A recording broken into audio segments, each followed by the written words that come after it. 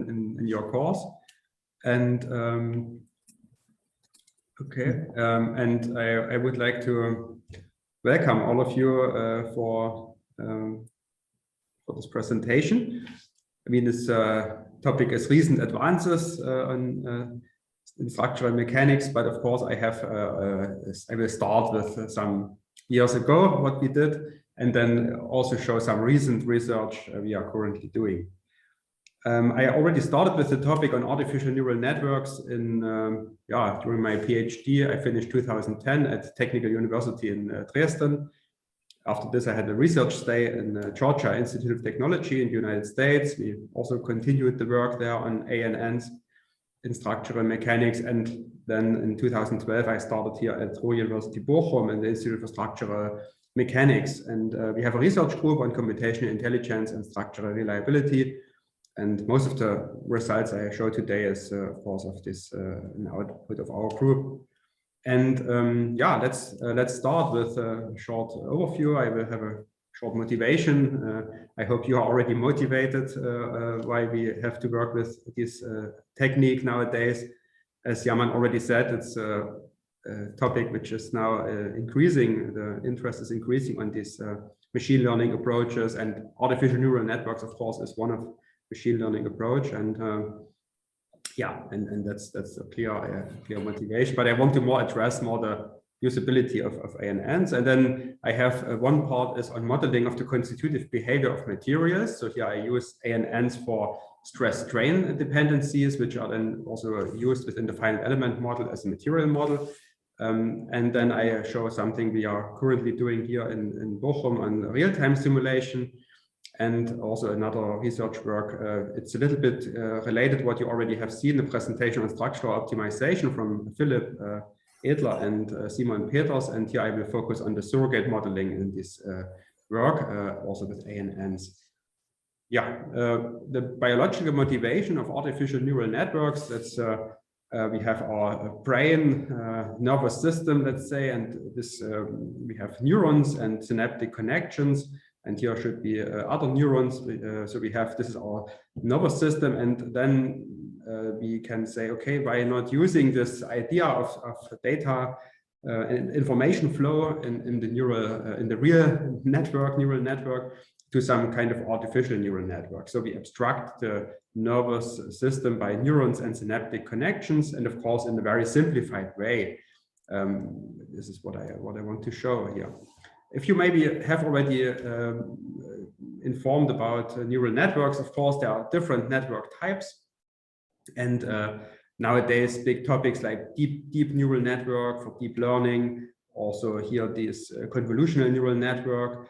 I have made, this is just a short selected part of typical network types. And I want to a little bit show you, okay, what is special for this specific network type, and maybe field of application from my point of view. Of course, this is only a selection of possible networks, and I want to highlight some of them, which I will show you in the presentation.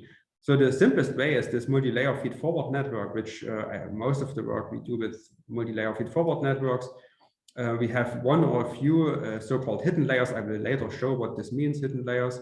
So they are not very deep, so they are only shallow networks, and they are very useful for surrogate modeling, so to approximate, for instance, a finite element simulation model. And then the so-called deep neural network. This is now, we have to be careful in the community. Sometimes people, they speak about deep neural network if they just have more than one hidden layer, so they already call them deep. Then I can say all the work we did here were already done with deep neural networks. But from my point of view and from my understanding, that's also some kind of that you have different functionality in the network. For instance, in these convolutional neural networks, we have some layers with different functions, and then so they have different function, and we have a different layered structure in the network. It's not just a typical feed-forward layering. We have some other information flow in the network, and this is more deep learning. But of course, we can also say big networks, and I will show some results at the end of my presentation. We also use deep ANN. And they are useful if we have, I would say, for more challenging problems. But for instance, for sure, if we have more layers and neurons in the network, we have more degrees of freedom. We need more data to identify these degrees of freedom and to get the parameters for these values. And so that's sure we need a big database, and that's the reason why more or less it makes sense if to go with deep ANN if we have these big database. And I will also show recurrent neural networks. We did a lot of work on recurrent neural network. Here the specialty is that we have a time signal processing, so they are good to predict the process. So if a parameter or parameters are changing over time, and we want to have this evolution over time this can also be not over time, it can also be path-dependent material models, for instance, where we have to follow the history of a material, of a stress strain state, for instance.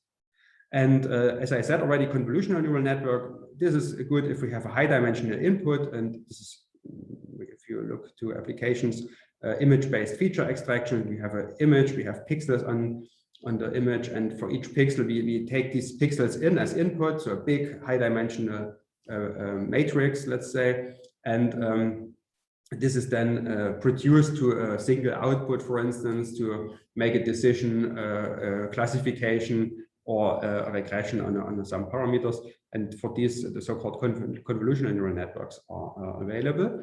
And as I mentioned here, also we have also some kind, these are more or less regression problems, but if we have classification, there are neural network classifiers where we have in the output, we select the specific class. So we sort the input to a specific class, either say yes or no, or we say class 1, class 2, class 3.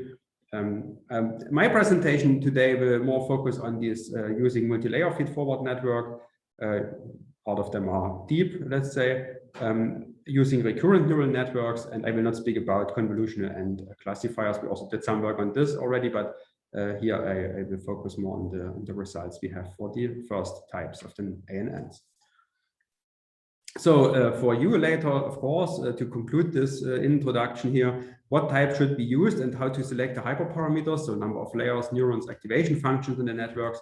Of course, this depends now. First of all, we have to define a task for what we need this ANN, what we want to predict. Is it a regression or classification problem? And what are the inputs and outputs of our problem? And we have to take into account, of course, the complexity of the problem. So from my point of view, it makes no sense to go with a deep ANN for a simple regression problem, for instance, by using such a big ANN for a simple problem. And of course, the available database, so have we only a few data, more data, this also should be taken into account by selecting an appropriate network type and architecture. So now I want to here start, maybe, do you already know about ANNs in general? Is there some, so I don't want to waste your time. Maybe you already did some courses on machine learning, and what is the current knowledge state you have? I think there are many people with many different levels of knowledge. Okay. So we have some people from the institute, we have some students. So maybe it's safe to assume that we start from zero. Okay, then I will have a brief overview. Of course, if you want to go deep in this topic, you have to read papers and books, but I want to give an overview here today, and I can explain a little bit how this works. So, of course, we have, as I said before, we have to define the input and the output. So the input quantities here defined by D1 to dj. So we have a number of inputs, here in this case only 2, but can be more. And the output are our points of interest. If we want to approximate a function, for instance, this will be only one value, and we have, let's say, 2 inputs and 1 output, and we have a 3D problem. So 2 inputs, 1 output, this is a typical functional approximation, or it can be 1 input, 1 output for a simple function. Yeah? And it can also be multiple outputs if they are somehow correlated, and this makes sense. I will later show for the material modeling that it really makes sense for stress strain data to have all the strains in, all the stresses out, yeah, in one network, not using separate networks for individual strain components and stress components. But this is how the structure looks like. So we have an input layer and an output layer. The number of input and output neurons is defined by our specific problem to be solved. And the hyperparameters are the number of hidden layers. So we can have only one or two as shown here, or it can be more hidden layers, and the number of neurons in these layers. So this is also a parameter which is has to be selected by the user. And finally, then we have to set up our network, and we have to define it as so-called design of experiment.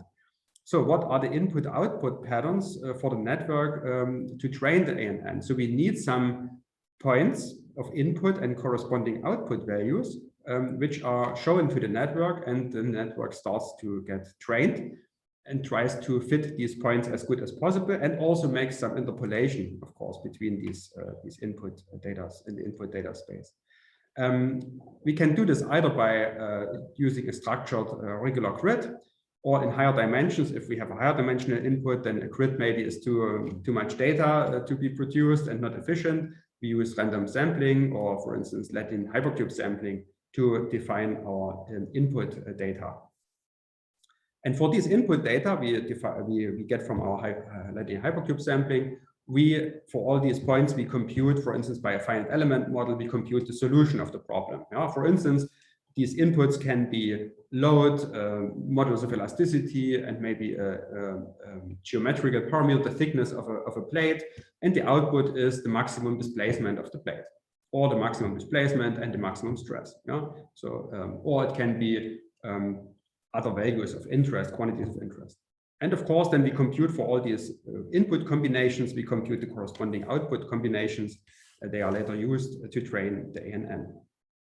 And how the signals in this ANN, they are processed from the input layer to the output layer through the network. That's the reason this is called feed-forward neural network. So we start here on the input layer, and in each neuron, here it's shown in this neuron, the information is processed as follows.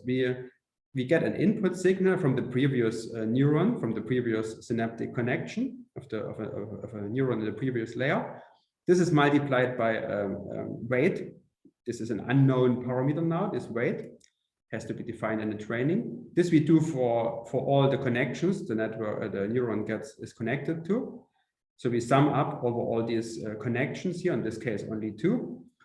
And then we add a so-called bias value. The bias value is some bias of the neuron, which is also an unknown in this case. And this is the input of the neuron here, of the cell. And then with an activation function, we decide how this input signal is processed to the output of the neuron, which is then transformed to the next layer with this and this connection here. This is the very simple equations are used here in these neurons.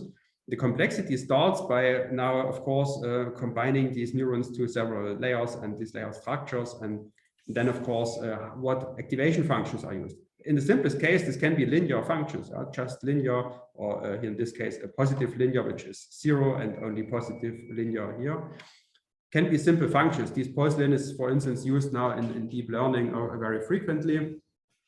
But we are mainly using so-called nonlinear functions like logistic or the hyperbolic tangent function, which is shown here, as activation function. So this means the input is just then processed to the output, and we get this output quantity here from the activation function. And then this value is moved or transferred to the next layer. This is how it works. And of course, to work with the data, we have to scale the data, that they are in the activation and the active range of the activation functions and so on. This is, of course, very important to prepare the data set that it can be used by the ANN. If you use some toolboxes available, for instance, in MATLAB, then you can just do it there, and automatic or user-friendly functions are already installed to do this scaling of the input and outputs automatically. I want to show now how to train the ANN. This is the simplest case to feed forward signal processing through the network. But as you can imagine, if I start to initialize these bias value and these weights W here, which are the unknowns of the network, So the number of unknowns is the number of neurons for the bias plus the number of connections for the W here for the weight. So we have a lot of unknowns already in this simple ANN structure here. And how to define these unknowns? For this, we do a so-called training. And here also, again, for introduction reason, I want to simply show the simplest training strategy, which is very frequently used, and also more advanced algorithms. But this is the basics, is the backpropagation algorithm. We do an update of the weight. So we initialize the weight with random numbers in a range, and then we start to do a forward prediction. We get an error. We compare now the output to the desired response. Yeah, so we start to correct our weights in the output layer first, and for that reason we compare the output of the network with the desired response D. This is the training data set we are using. This error we compute here is then multiplied with the derivative of the activation function here in this output neuron. So if it's a linear function, then it's just a constant, or if it's a nonlinear function, we have the derivative to do. And we are computing this for this specific point of the activation stage of the neuron, take the derivative. And so we have the gradient delta k here, and then this gradient is multiplied by a so-called learning rate, and the signal yj, which is coming from here, from the previous neuron. And this is how we update now this connection here, this w to kj. You know? And if we have done this, then we can go to the layer before. So we do this first of all in all layers here in the output layers, output synaptic connections to the output neuron. And then we go one layer back and we correct the weights here. That's the reason we call it back propagation. So we back propagate the error step by step, layer by layer, backward through the network. The signal processing is forward and backward is the training, the correction. And here you can also see if you have a lot of layers in the network, then of course this backpropagation process takes some more time, and also the gradients we are computing are more complicated, because you see they are all nested. These are all nested functions. So to compute the delta W, so this weight update now in this layer, we have to take into account the information already done here by this equation. So we sum up over all gradients we have already computed here, in this equation, multiplied by the weight, and then use multiplying this with the derivative of this neuron J, and then again we have this gradient to multiply the gradient with the learning rate and now the signal Y, which is now this signal here. Okay, that's how we update, and this we do multiple steps. There are different training strategies. We can do it sequentially. This means each individual value which is put into the network, so each point or each we have one forward step. We immediately correct all the weights according to this input, and then we take another input, another realization of our training data set, and we again correct. This is called sequential, so we do it step by step. Or we can also feed all information to the network, so all our training data, we compute an average error, and then we correct according to this average error. This is also done. This is called batch mode, and we can also have a combination of sequential and batch. So it means we have some small batches of data, and then we correct after sending these small batches to the network. In all cases, we should have some random process behind. So we have different random things in. The first is the random initialization of the weights. So we initialize the weight in the first step, n equal 1. We initialize these weights by random numbers. So they are all different. If I retrain the network again with the same data, but just restart the training process, I will take new random numbers. So I have new initial positions of my weights. And the update will, of course, converge in a different way. So I get another result. So it means if I train an ANN with the same data several times, I all the time get different final network parameters. That's one thing we have to consider in these approaches. And the second random thing we have in is, of course, if is the sequence how I train. So if I do it sequentially, And if I select these training data also randomly from our training data set, and also the batch sizes or the batches, if I combine them randomly, this is another random thing in another uncertain parameter, let's say. And also for that reason, I end up with different results of different, let's say, best results of our network. And another thing is we have to split our training data into, I call it here, training and validation data. So because I can easily show I just need enough neurons and I can fit any function. You can give me some data, I can fit perfect. If I use all the data for training and just make the network big enough, I have a lot of enough degrees of freedom. The algorithm is very stable and robust, it converges. So it's not a problem to learn 100% correct, or almost 100% correct. Yeah, it means to fit all the data as I got them in the training data set. But we want to have the network not only to be trained good, it should make good predictions. So it means it should be good for values which it has not seen before. And for that reason, we divide our data set into training and validation data.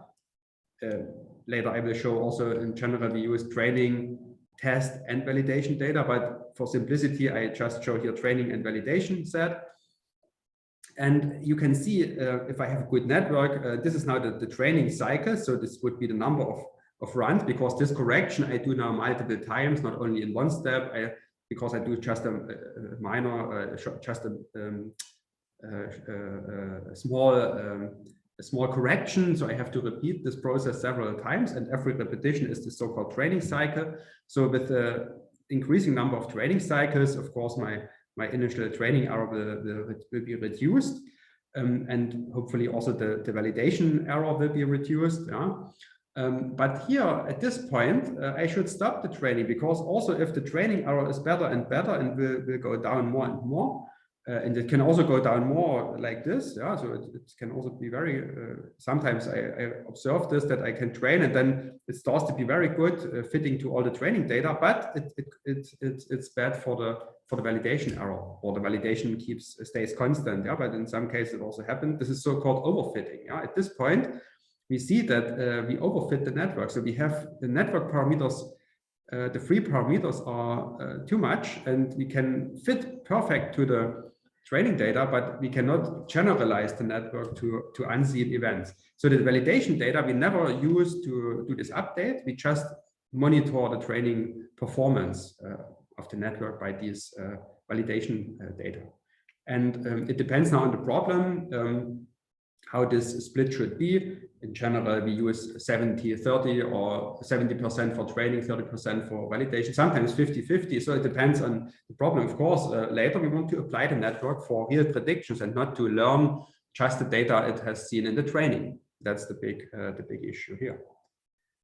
Okay, let's then proceed with a very simple example here at the beginning. Let's assume we want to learn the multiplication table. As you know from school, yeah, we have this multiplication tables. So these are our inputs. We have an input A and an input B, and the result is just A times B is equal to C. So we have two inputs, and for each of these combinations, so for instance, 2 times 2 is 4, or 2 times 5 is 10. So this is the output of the A and N. Now we have two inputs and these outputs. Okay, for this, you will say we don't need an A and N. I just want to show how it works. I trained a very simple feed-forward network, just having 2 hidden layers. And here we have 4 neurons in this hidden layer, 2 neurons in this second hidden layer, and 1 output neuron. I used here the tangent hyperbolicus activation function and the linear activation function in the output. So this is a standard A and N. If you would use, for instance, MATLAB Toolbox, you will just use such networks. And yeah, I do now the following. These gray cells, which are here by dark gray cells, these are now my validation data. So I selected, I think here 30% of the data I not used to train. I just trained the data with the rest of the data. This is randomly selected here out of this training data set. So I have 100 training data, and 70 I used for training, 30 data I used to test the network. And what you see is now the training result. In this case, it just took 5 minutes to train, can also be faster and can also be with other network architectures, we get the same result. And here we get the correct prediction. And not only you see, I not only get the correct prediction for the training data, but also for these gray cells here, they are all 100% correct. I have to say, yeah, I think I stopped after, I rounded with, I think 5 or 6 digits after the comma. So this is 1.000 something. So it's really one. Of course, the network not works with these natural numbers, with real numbers, but it can really learn this dependency from the multiplication table. And the computation time for the prediction is really now very fast, only 0.5 seconds. And yeah, you can see I just used this example because our kids at school, they have to learn these multiplication tables. This is typical thing humans have to learn. And of course, you can compare with machine learning easily this, yeah, because we can see how fast it can be done. The kids need more than 5 minutes, or we also, of course, and we also need some more time to compute all these numbers. Yeah. Okay. Now the good thing is also we automatically learn the functional dependency. We not only learn the multiplication table as we learned at school to learn these numbers and to know what is 8 by 8 and so on. But we can also interpolate. We can just solve the problem now. 3.5 times 7.8 is 27.3. Yeah, this we don't have learned from the table, but this is an interpolation the network is doing correctly. And this is just one example. We can also plot the three-dimensional function and can see that we very nicely can interpolate between these numbers. But the drawback is, and this is of course a drawback, that we cannot good extrapolate. The interpolation is great, but extrapolation is not working. It's working a little bit. You see 12 is out of the training data set, so the 12 is not trained. So 12 times 3 is already is good, is still okay, 36. But for instance, 20 times 20, completely wrong. Yeah, because this is now an extrapolation. So this is one thing you should keep in mind. Never use ANN to extrapolate. Only interpolate in your training range. So you cannot go out of these numbers here. And this is human intelligence will say, okay, if I learn 2 times 2, I can also solve 20 times 20 later. Yeah? And this is what the ANN cannot do. Yeah? This, let's say, intelligence is not in the ANN. Okay, but so of course we have also discussed the limitations, not only the good things. But this is just, as I said, a simple example. And now I want to not show you these simple things. I want to show you real applications in structural mechanics.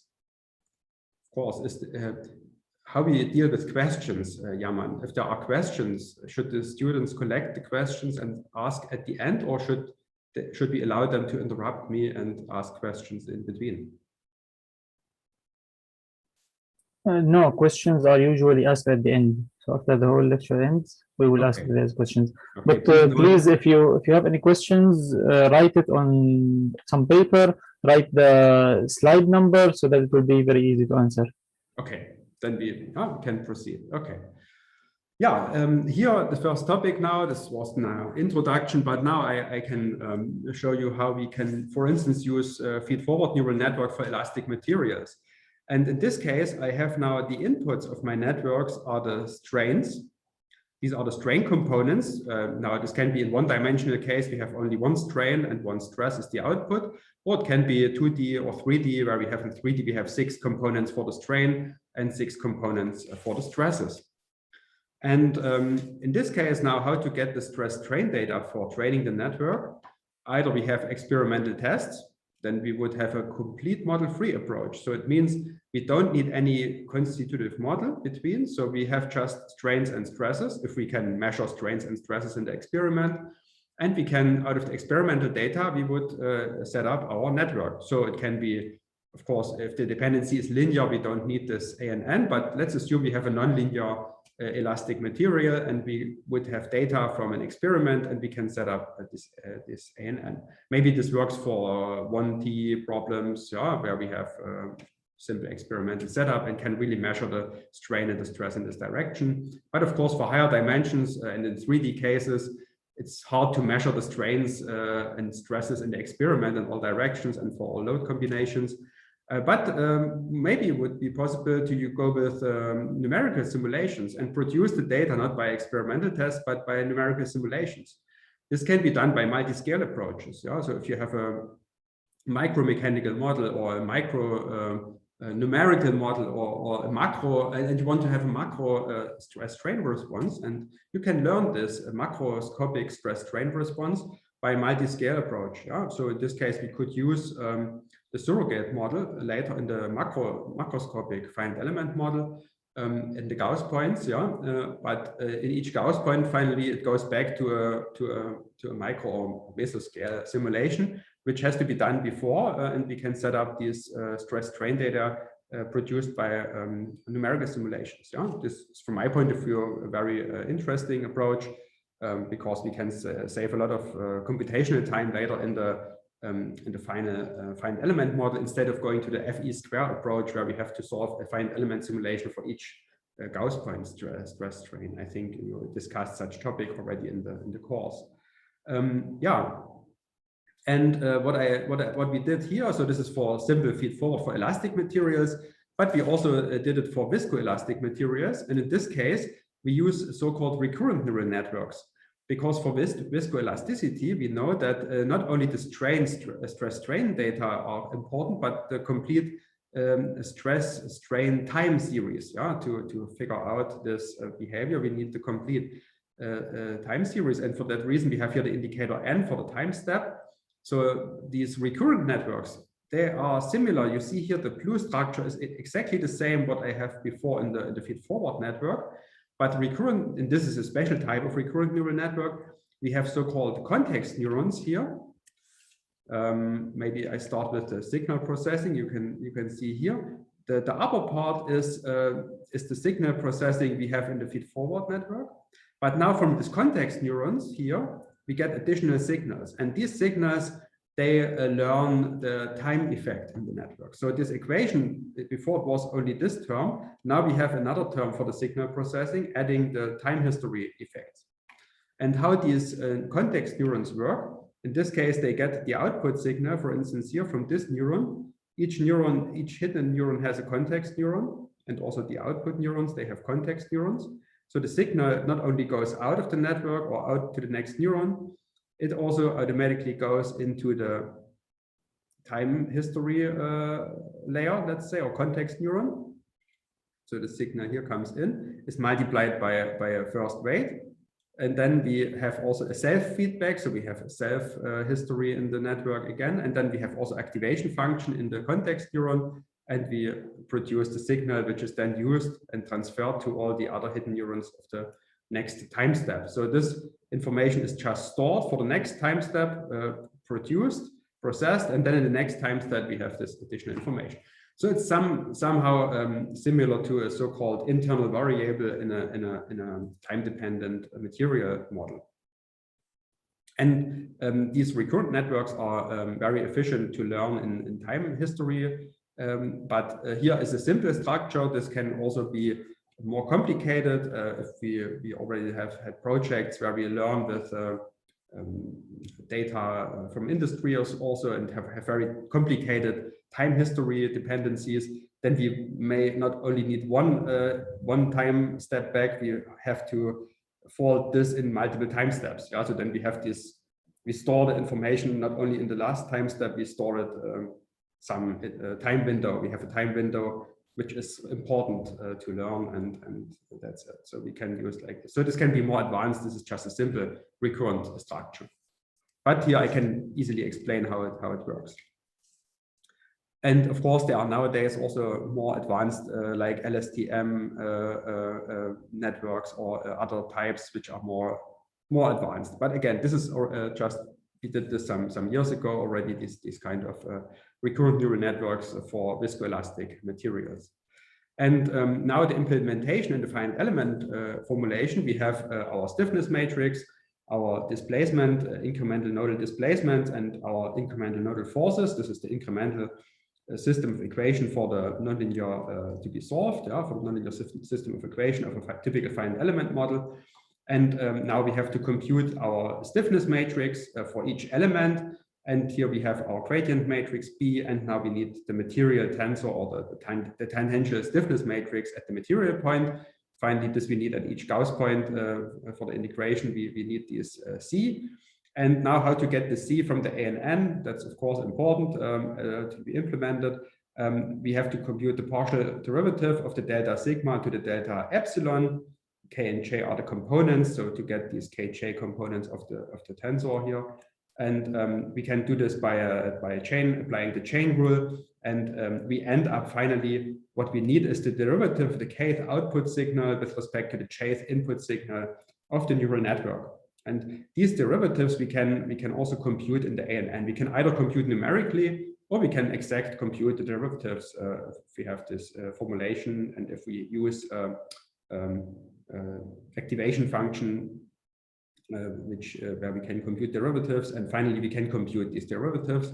And here we have just this, these are just the scaling parameters. As I said, we have in general, we have like a scaling of the inputs and the scaling of the outputs.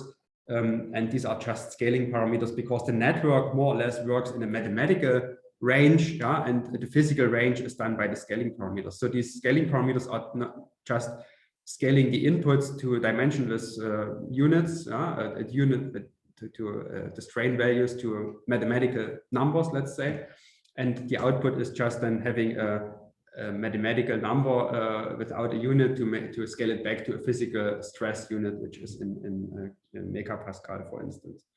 So this is done to translate physical information to mathematical operational information, or in this data-driven framework here. Okay, but that's it. So we can compute the tangential stiffness of out of the A and N, and now it will be interesting what we can see from this from the stiffness, because you know that this has a specific structure. The C matrix depends now on the material type. If we have homogeneous material, if we have isotropic or anisotropic material, orthotropic material. So this we can learn from the data, how the material behave, and we can see it in the structure of our C matrix later.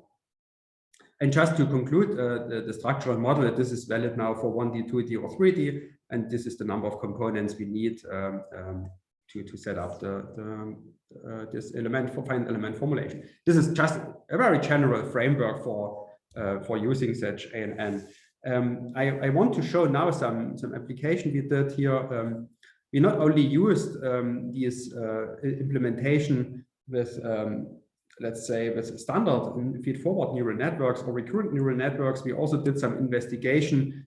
Can we combine physical knowledge? This is also nowadays very important, not only to use machine learning in a pure data-driven world, but combine physical or engineering knowledge with data-based approach. And here you see some approach like this. Here we want to solve this fractional differential equation with a recurrent neural network. I don't know if you are familiar with fractional differential equations. I can briefly explain what it means. So in general, we have a dependency between the stress sigma and the strain epsilon of t is the time. Yeah. So and we have here these parameters. We have a differential equation, and the order of the differential equation is alpha. Yeah. If alpha is 0, this is the simple equation. Sigma is p times e, or you can say sigma is equal to e times epsilon. So this means this is a typical spring. Yeah, it's Hooke's law. Yeah? We have just a linear dependency, and not time. It's not time dependent anymore. If alpha is 1, this is a dashpot. Yeah, so this is the typical viscous equation. So we have the stress is equal to the viscosity p multiplied with the first derivative of the strain. Yeah, this is the typical dashpot. But now alpha can also have numbers between 0 and 1. So it's a fractional derivative. It can, for instance, be 0.3 or 0.5, and then we model a material which behaves something in between a spring and a dashpot. Yeah? This is somehow a viscous material. And what we can see is that if we want to, and if you take this equation now and we solve it for these incremental stress load steps, we can compute the corresponding strain. And we see that the strain at time step n depends on the complete stress history. Yeah, delta sigma I, and I goes from 1 to n. So to compute the strain of time step 10, we have to take into account all the current time step 10 of delta sigma, but also the complete history from 0 to now. We have here some contribution of the time steps, and we have here the gamma function in where alpha is in, and we can also, if we solve this for alpha equals 0, then this is not time dependent. If we solve for alpha 1, we have a special formulation where we could compute the strain just using the last time step of stress, yeah, the current and the last. So we have an internal variable. This is typical for a dashpot. But for this fractional, we cannot. So we need the complete history. So it's not possible to compute the strain only using the last time step. We need the complete history. If we would implement this in a FE code, you can imagine if we have a lot of time steps to solve, we are running out of computation time, because the more time steps we have to solve, the more history variables we need, or it's really a challenge in that. For that reason, we said, okay, why not training a recurrent neural network where we just update the last time step and we learn this functional behavior here. And of course, I will not go into detail. We have published in this, we scale also here in physical to make it more physical. We scale the inputs and outputs. We have a post-processing that we only have in the network what is really time dependent, or constants we do in the post-processing and in the pre-processing. So we just learn the time behavior and not these constant terms. And what we can see here after training, this is the performance.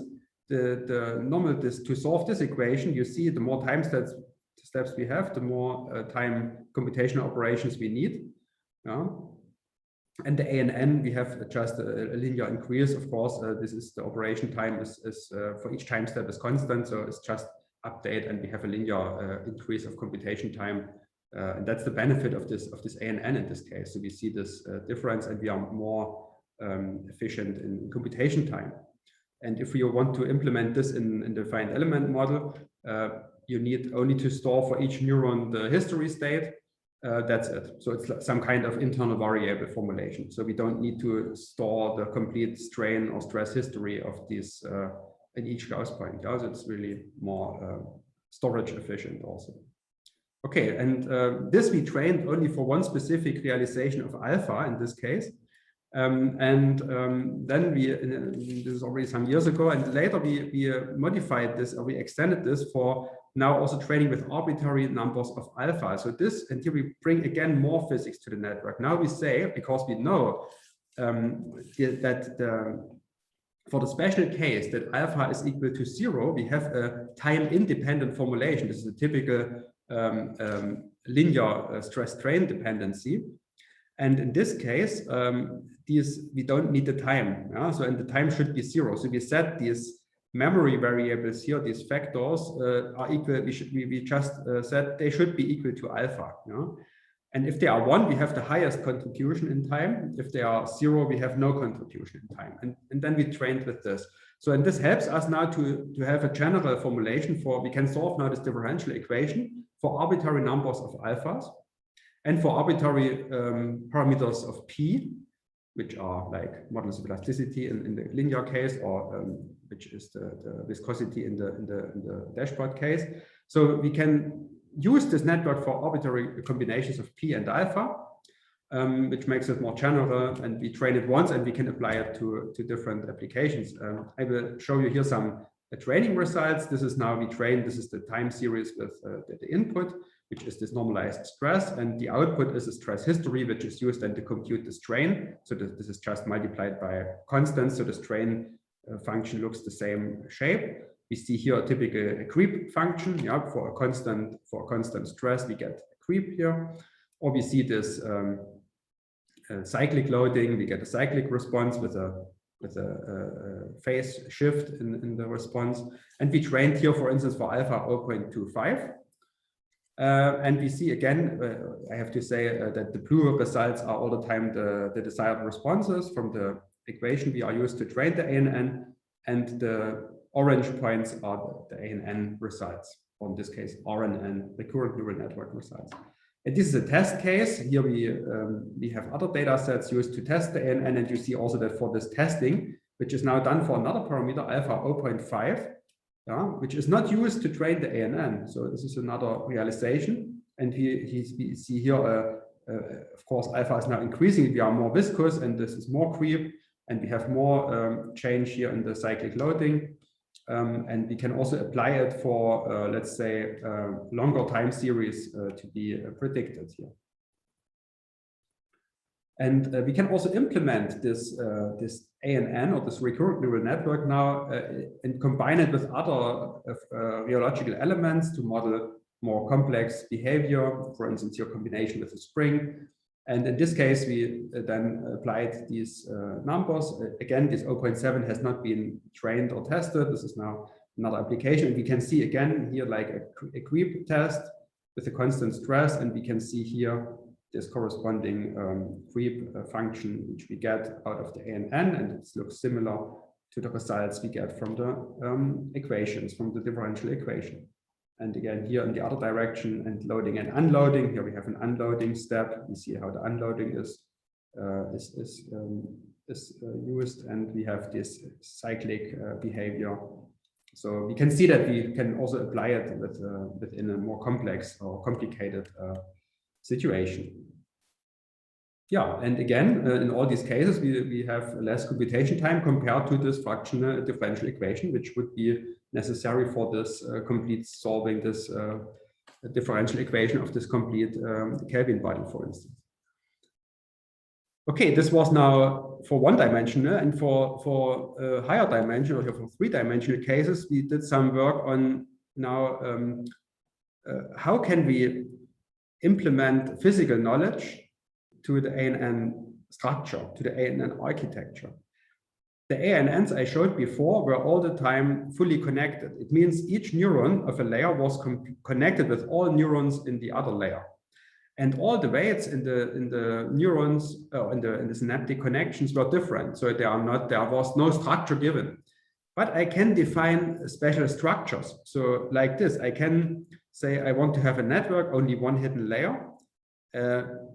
I can have more than only 2 hidden neurons. This is just for to show you, to symbolize what I want to say. So we can assume we have a lot of hidden neurons here. And I can define that this weight here should be the same as this weight here. And I use a symmetric activation function, so the tangent hyperbolicus. And I use no bias values. So I say the bias of the neuron is 0. So I get a symmetric behavior, a symmetric information flow. And this helps us to get a symmetric shape of my material stiffness. Yeah. So the components of my material tensor of the derivative of the ANN of the output with respect to the specific input, I can get a symmetric structure. You see here, this is C3, C3, C4, C4. So it's symmetric. Yeah. This I can create by these. To force the network to say, okay, this weight must be the same than this. I don't know the weight, but they must be identical. No? And then automatically I get a symmetric stiffness. That's nice. And I can also say this is now for more for the general case for anisotropic materials, but it also works for orthotropic materials. I can define a specific structure to have these zeros here. What you see, I just connect connections. So I make the network, I structure the network into subnetworks, and I can say, okay, this part is for this part here, yeah, and they are fully decoupled from these strains and stresses. And of course, again, here, this cannot only be one, it can be a subnetwork with more than one neuron. This is just to symbolize you how these networks are cutted into subnetworks. And then we can get this kind of orthotropic response. And of course, we can also get isotropic material behavior, which is given as this in this part here, where we need, again, the same color means same weight. And you see another benefit of this is the number of unknowns is drastically reduced, because the blue is the blue, this blue is the same blue. We have the same weights for these connections. And we have the same weights for this orange. So for the blue, we have the same, and for the orange, we have the same. So the number of unknowns is drastically reduced. Yeah, again, then we have these, we use the same weights here for these parts to get this, that they are the same, and so on. So this we can do, and we can bring in physical knowledge. If we know that the material is isotropic, we not just train the stress and strain data, we can predefine the structure of the ANN, learn with this structure. I will later explain we cannot use the standard backpropagation for this, but it's possible to go this way. And of course, we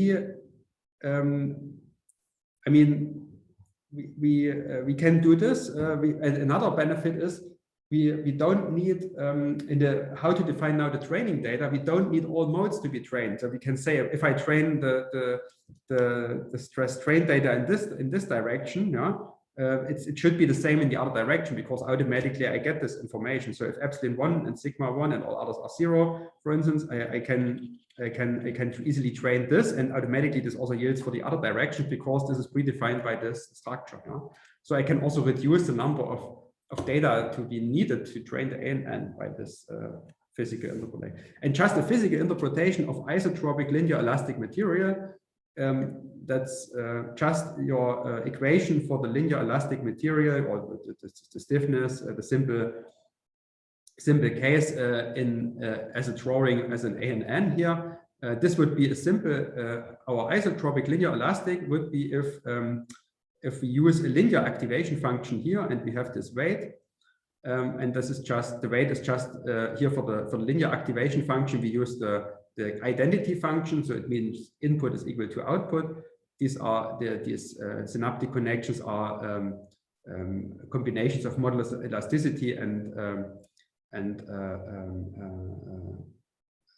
our component. Either we use the shear modulus and modulus of elasticity, or what I want to say, the Poisson ratio and modulus of elasticity, and then we can compute these parameters here on the network, so we can translate them easily from our structure of the stiffness matrix, how it looks like. Yeah, just for, I mean, I will not use such an ANN, we don't need this but just to visualize, it's nothing else than this is the linear elastic. And why not making the network a little bit more complicated and also train nonlinear behavior? And that's I just want to motivate this, that you see how this is somehow related, and this is not magic at the end. Of course, to train such specific network structures, we cannot go with a standard backpropagation algorithm, because we have now dependent parameters. So I cannot just change this. I would also have to change this weight and all the other weights. For that reason, we developed a particle swarm optimization approach, which is more a global optimization approach, and to train these ANNs with for these special network structures. And we also implemented this for using uncertain data, so assuming that we not have correct stress and strain data, so that we just have ranges. We also have an algorithm developed to compute, for instance, interval or fuzzy strain data to interval or fuzzy stress data. This is just visualized here, so we can either have these boxes mean, maybe let's go back. So this box mean that I don't have a precise strain stress measurement. I just have ranges for this stress and strain point, but I want to fit a function which is somehow, yeah, fitting in average these points. Then I can use this formulation, or I want to have a mapping model which is uncertain. So the network has then, in this case, the ANN has deterministic parameters here. In this case, I define in the network that my weights or bias values are interval data, interval weights, yeah. And then I get for each input, which is a strain, which is now deterministic, I get a range for the stress. So it looks like this. Yeah? So the strain data are deterministic, but the stress responses are a bandwidth of stress. So this then can be used to fit to some material points I have from the experiment, for instance. So I can also deal with uncertain data with these kind of networks. And the more general case that we say, okay, the stress strain data are uncertain, but I want also to have a mapping model to cover this uncertainty, not have a perfect model like here, just an average model. I want to cover the complete physical space of information, and then we can go with this. I don't want to go too much into detail about this, but I just want to motivate that we also applied these approaches or developed these approaches for uncertainty quantification with ANNs. And this is now an example here. As I said, we use this verification example just with a simple linear elastic model, with the given parameters here. And you want to identify this linear elastic material behavior by using a recurrent neural network. If you remember, recurrent neural network means we have this time dependency in. The challenge is now that the network should learn that time doesn't play a role. So these context neurons should be 0, but we have to train it. So I don't use now this advanced structure where we know a priori that context weights can be 0. Here in this case, we try the network to learn it. And we also want to learn this structure of the matrix. So we did not use any specific network structure. In this case, we just use a general recurrent neural network. We have 6 inputs, 6 hidden neurons, and 6 outputs. So for this, to get this, and we trained this with uncertain data. And I show here now just the mean values, so not the complete uncertainty range.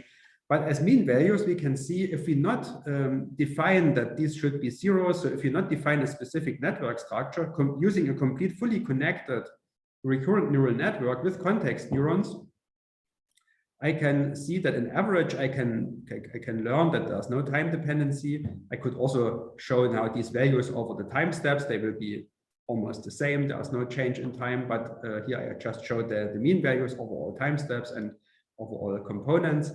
And these, again, this is not what we train. We train stress and strain data. This is the derivative of the results of these stress strain data. And what we see that we are already very good, close to these values. But we see that this is not 0. So we have some numbers here. These are no zeros, but we have also negative numbers, which maybe physically make no sense. But this is what the network learned out of these. Here we use only 100 data. If I would use more data, then I can also reduce these numbers. Of course, I can improve, but I just want that you can understand. I just want to show some results, and now what will happen, look at this matrix now, what will happen when I increase physical knowledge or when I implement physical knowledge. Here I define just orthotropic behavior to make the network, to cut the network into pieces, and of course I cut the connection, so automatically here I get 0 derivatives and 0 stiffness components, and we get this structure and what we expect. And this is what I want to explain by this model. And this is just for the training, and we now did the same with additional test points, so 100 test data set, and we get similar response. And we can also see that these values are very almost identical to these values, a very low error. And again, we don't train the derivatives, we train the stress strain data. The stress strain data error is almost 0 in this case, but we still have some error in the derivatives because of course we not get a linear response because the network has nonlinear activation functions, and there is all the time some nonlinearity in. And in the average we get some let's say not exactly the same values. And then we applied such an ANN. Also, in this case now with a viscoelastic training data set, we applied it for such a pavement structure, and we have a loading on the pavement, and we track now the displacement of one node here in the mesh, and the loading is a cyclic loading of the structure, which is deterministic load process p over time steps t, and then we see now this is the response of the ANN and of the find element implementation of the ANN. And then we can see that we get uncertain displacements. This is coming now from this neural network material model. So everything is deterministic loading, deterministic properties, boundary conditions, but the material behavior is now uncertain. And so we get, for a deterministic input, we get some range of output. In this case, it's a fuzzy result, so a fuzzy number we get as outputs. Okay, this is now for the, should we make a, how much time do I have, Yaman? I have now the first part is done. You have as much time as you would like. How much time the students have and how much they are interested. Maybe half an hour. Okay. We want some time for questions also. I spend some more time now for this more basics, and maybe this is more interesting for the for you for this. This was real physical knowledge in the ANN and how to deal with it, and some application in finite element modeling. And what I show now is more data-driven approch and ANN in general. So some nice applications I have. So not so many not so deep information, but I think this is also interesting. Yeah, definitely. Okay, then to motivate now why we need neural networks as surrogate models. So the motivation what I did before was we want to replace either we want to replace a time-consuming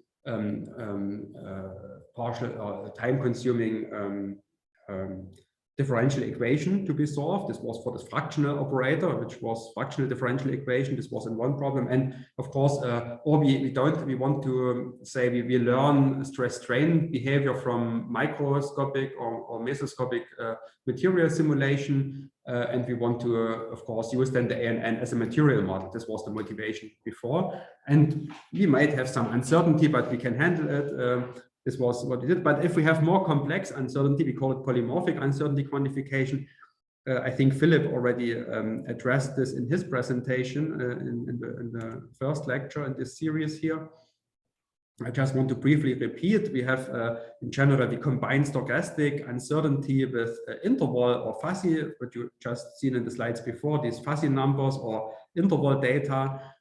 If we combine these uncertainty models, we end up with so-called generalized uncertainty models like probability boxes, where we combine stochastic and interval information, or fuzzy random variables where we combine stochastic and fuzzy information. So, and I just want to motivate in such a case, if our parameters are uncertain like this, and we have to do a reliability analysis of structures, we have to do multiple runs of our finite element code. For instance, here you see if I have some random variables as inputs, some intervals, and some p boxes, probability boxes, and I want to compute probabilities of failure of a structure, or I want to compute the probability box of a result of quantitative interest, for instance,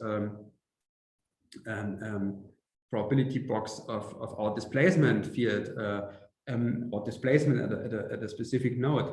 And maybe out of the probability box, I want to get a quantile value for the design of a structure, which is required, quantile values.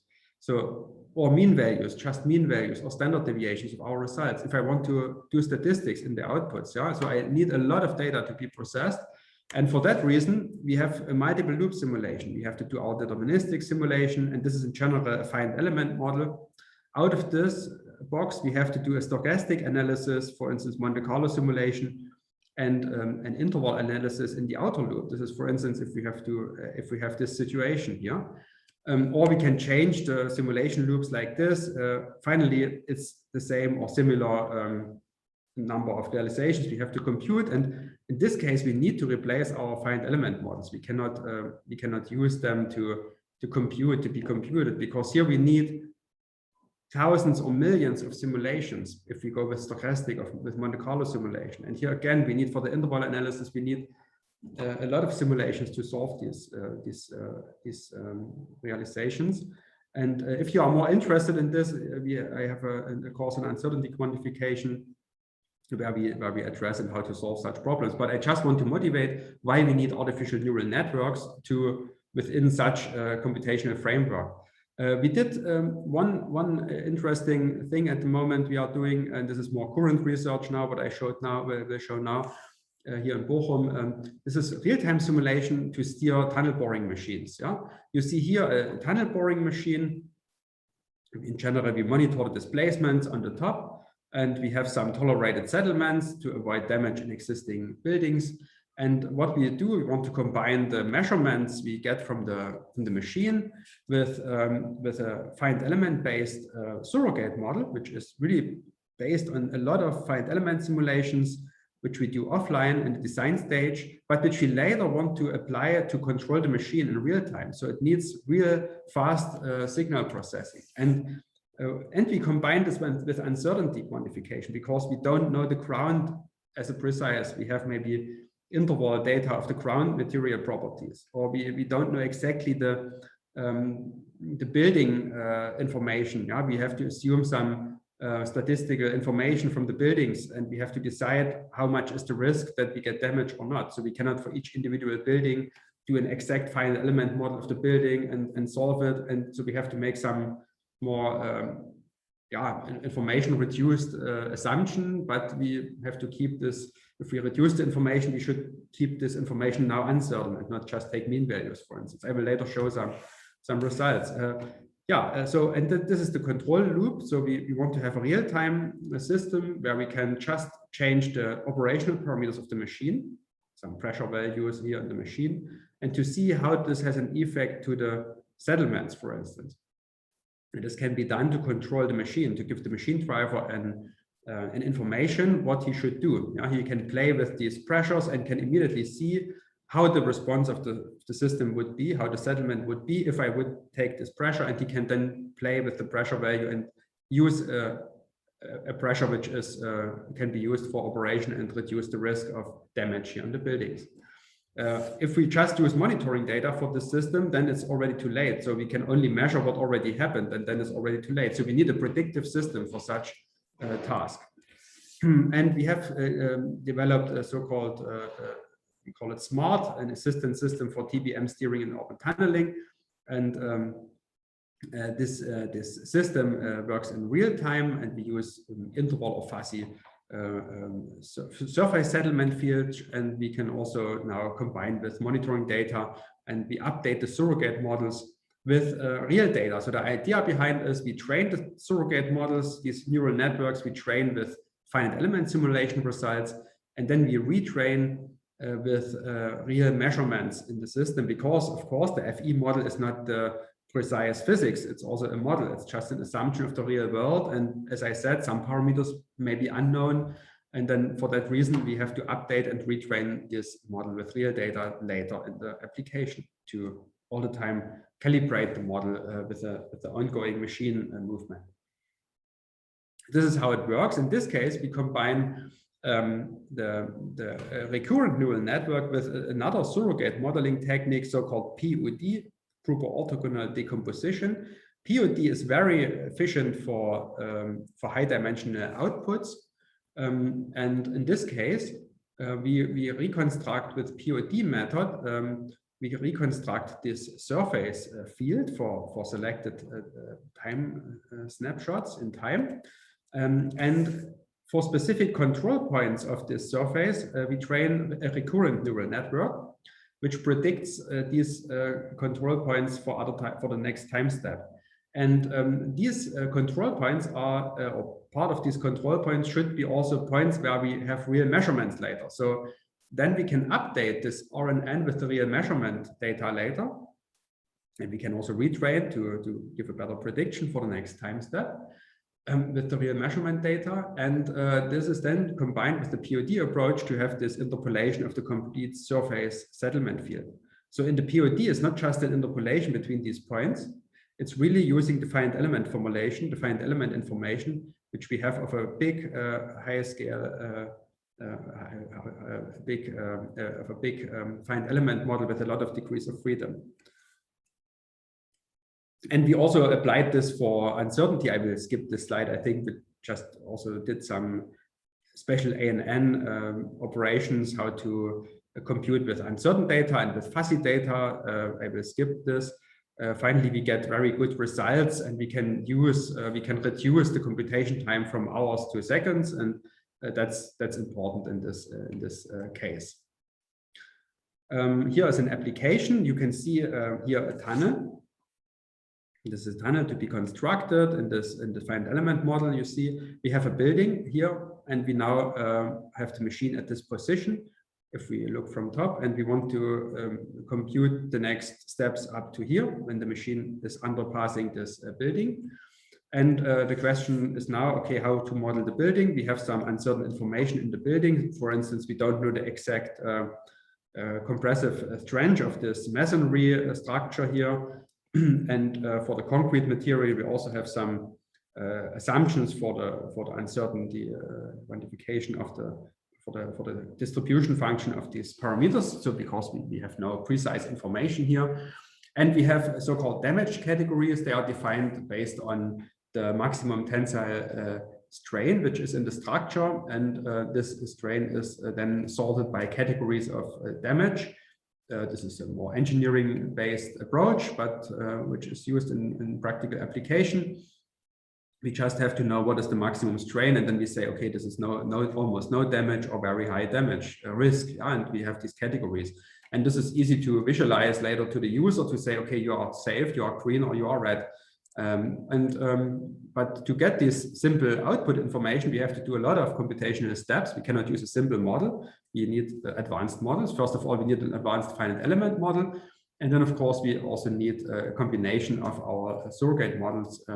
In this case, we combined a recurrent neural network, by the way, with an artificial neural network for the building, which has our colleagues from the Institute of Concrete Structures did, which Professor Mark is the head of, and Markus Urbel and Lukas Reusner from this group helped here in this simulation. So they did the modeling of the building, and we did the modeling of the tunneling. And we combined our surrogate models later, and this is what we get. If we drive through this section here without changing the pressure, so this is an operational crowding pressure, operational parameter of the machine, we see this response here of the structure, and we can now compute how much is the risk that the building get damaged, and we can say, okay, 50% is damage category 4 in this case. That's maybe too much and the risk too high for the operator, and to say, okay, it might create some cracks in the building which I have to then to fix, and this is costly, and also not good for our company if we have a damage in this structure. It doesn't mean that the structure will collapse. It's just that we have some cracks. Maybe the strains are in the masonry is too much, and so on. I can now increase the pressure, and I can go down with my damage risk to this category now, and this is far better. Or I can increase more the pressure, and I can step down to this category, and now I can, of course, drive through with my machine and have a safe building. And on the other hand, I can also, this is now to investigate different pressure levels, and this is fast done. This is in seconds. I get the results. Yeah, so I don't have to wait hours, and this I can just play with the pressure. I can see these bars here and the damage probabilities, and we can also now compute uncertainty in real time. Yeah, so it's not only one simulation. These are hundreds, millions of simulations done in seconds by these machine learning approaches. And the same I can do now if I check at which time I should change the pressure. This is if I change the pressure not as a reference value here. And if I change now the pressure already at the beginning, I can reduce to this damage category. If I change it a little bit later, so if you see that this will change now, the damage category is, I'm still in this, but if I change too late, then I can also, it has an effect. You see the sensitivity. Yeah? So if I change too late, the pressure, if I increase the pressure too late, here in this case, just here, it's almost the same as not changing the pressure, of course. And yeah, this is, I mean, the machine driver can use such system later. So this is an idea. We are at the moment, this is a paper which is in review, so we have to wait to get the feedback from the scientific community. But and we also are in a more now step in this research to go with real companies to apply such methods in real situation. Of course, here we just used synthetic data and artificial data. We tested this method. Yeah, this was the second part, real-time simulation. And now I come to the final part, multi-level surrogate modeling. as I said here before, in this real-time application, the challenge was to achieve real-time capability. It means you having only computation time of seconds, maybe 1 minute. Yeah, so otherwise it's too long, and we need the result immediately. And here, for the optimization approach, if we optimize with this polymorphic uncertain data, this is what Philip Edler already presented in the first presentation. We have multiple simulation loops, and in addition to the loops I showed before, we now have an additional optimization loop in the outer loop here to optimize this. We could also do here in this machine. We could also say, please give me the optimal pressure to underpass the building, and then we have an autopilot. Yeah? But this is not what we did here. In this other application, we did just to have a predictive system where I can change and play and see immediately the result. And now here I want to do an optimization, so I want to get optimal results. Here I don't need real time to do this optimization for the applications I show, but of course I don't want to wait for hours to get or days to get the optimal results of my simulation. And for that reason, we use surrogate models. And I will show you now what we do here. What I showed before, we all the time use the surrogate model just to replace the finite element simulation. This is this basic level of our simulation loops. But as I said, I have to repeat now the surrogate model here maybe millions of times for the Monte Carlo simulation in the stochastic analysis. And again, in the interval analysis, I have to repeat this again several times. So it would also make sense to replace the deterministic simulation not only, but also the stochastic simulation, or also this interval stochastic simulation loop. And finally, to have one surrogate model, which I can use for the optimization, where my inputs are only the parameters I want to optimize, so my design variables. And the outputs and all the uncertainty are already in this surrogate model. So everything I cannot change is in the surrogate model. And only what I can change is input of this surrogate model. It's a little bit similar what I did before, what we did here. In this case, also we trained the model in a way that all the uncertain information which is here is automatically in, but I just, as an input of the surrogate model, I just have the pressure scenario here. And so that's also very challenging to replace one surrogate model with another surrogate model. Here's the strategy behind. We start with level 1. This is what you already have seen. We train a neural network, here ANN. Here we use simple feed-forward network in this case, to predict the result for the stochastic analysis.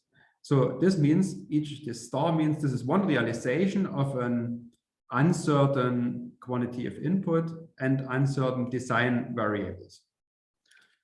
And so I get one realization of the response, quantity of interest, in this case, the objective function. Let's assume I want to compute the mean value of the objective function. So I can replace this. I can do this network now for all realizations of A and replace this information by the mean value of the output. So I produce the dimension of the input and train this ANN2. I train with realizations of ANN1. And I can do the same for ANN3. This is now the network to be trained with all the information in. And here my input is just my control parameters of the design variables.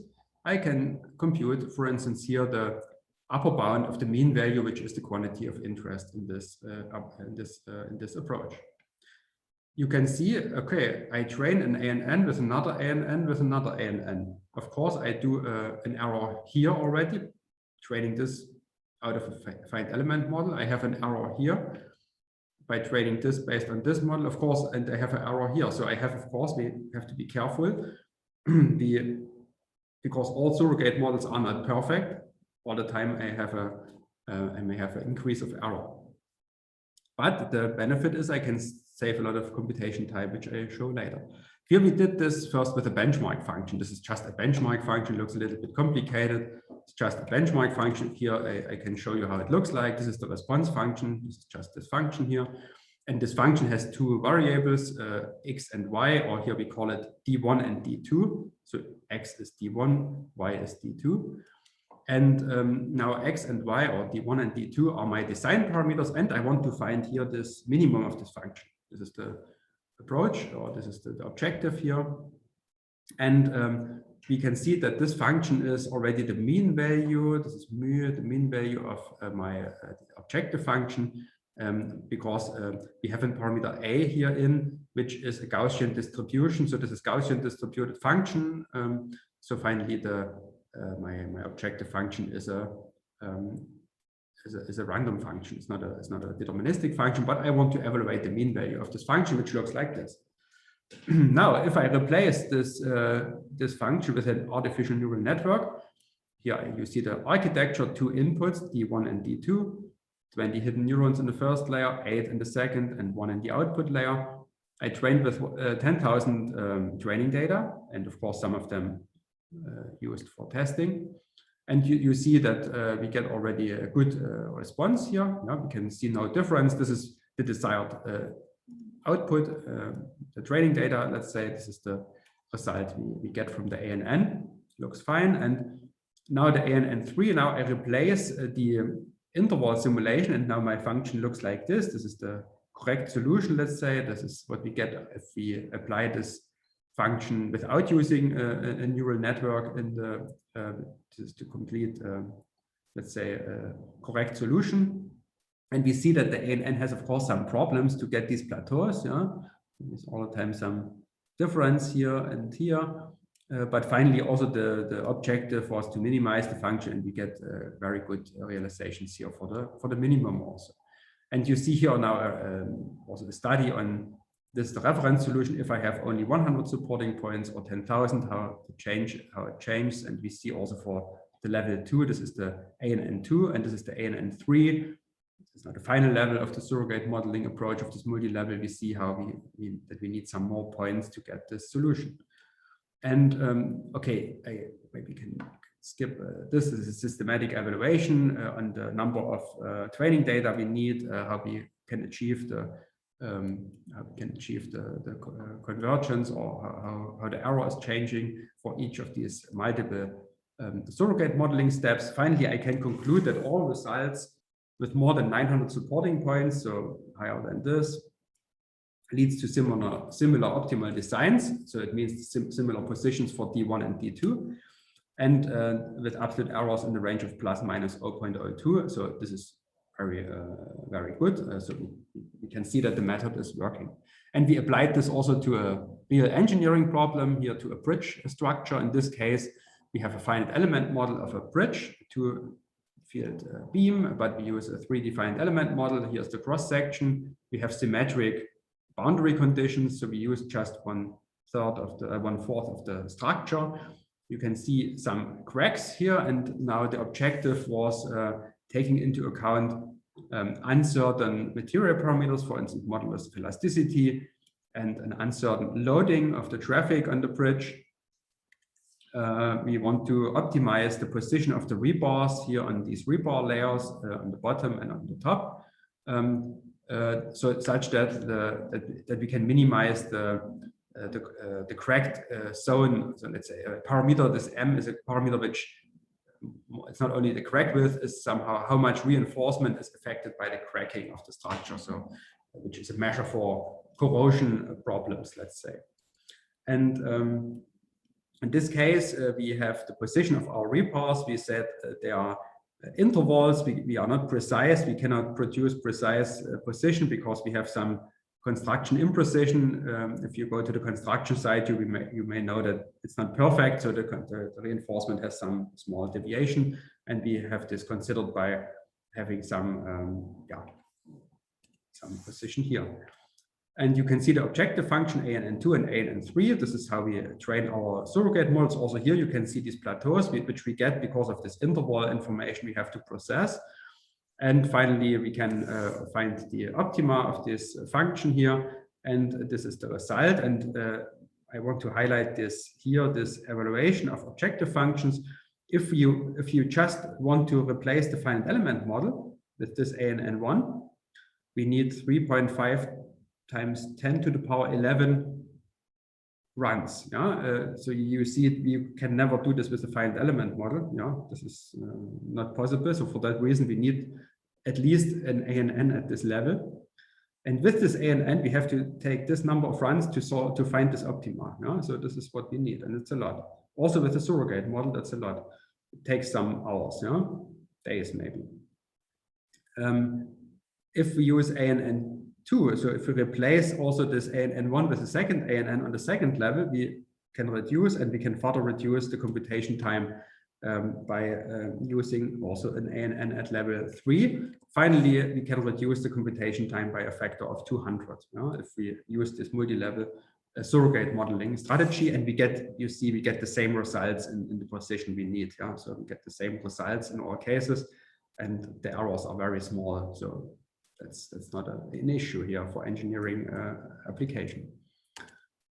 Now this is the final application example, and this is really work we just did. It's a paper we have presented at a conference now, which was just 1 month ago, and we are now writing a full publication here in a journal, but it's already published. It's open access available, and already published paper and a conference paper. And here this is what Simon presented, topology optimization. And we also can use artificial neural networks in topology optimization. This is a simple example. We have a cantilever beam, like here we see the plane stress with a constant width here of 1 meter at this system. You see the dimension, and we have a force of 10 kilonewton. We don't know exactly where the force will be placed later. So we have a tolerance for the position of the force. And we can compute with a finite element model, very simple model in this case. We can compute the outputs. In this case, we compute the maximum stress in the structure, von Mises stress in this case, and the maximum displacement of the structure. And we want to minimize the required material volume. If we would use the complete structure like this, we need a lot of material, but we can remove parts of the material to find an optimal, I would say, a truss-like structure finally. And so the objective is to minimize the volume, material volume, which is just the original volume, the complete volume, multiplied by the fraction, the area fraction, or the so-called volume fraction of the topology optimization approach. So this is the area of material which will be used later, so which is really required, multiplied by the width of the structure, which is in our case this 1 centimeter, but we will also take into account some imprecise width of this structure. And the design variables are the area fraction, so we want to reduce the area fraction, and the width of the structure. Yeah, we want to dimension so it's like a sizing in the width, and the topology optimization for the area fraction here. How this approach works, I want to refer to the first lecture of our series here. This is how what Simon very nicely presented. We use this SIMP algorithm, and I don't want to go into detail here how we compute these optimal structures, but this is how the problem is now defined in our uncertainty space.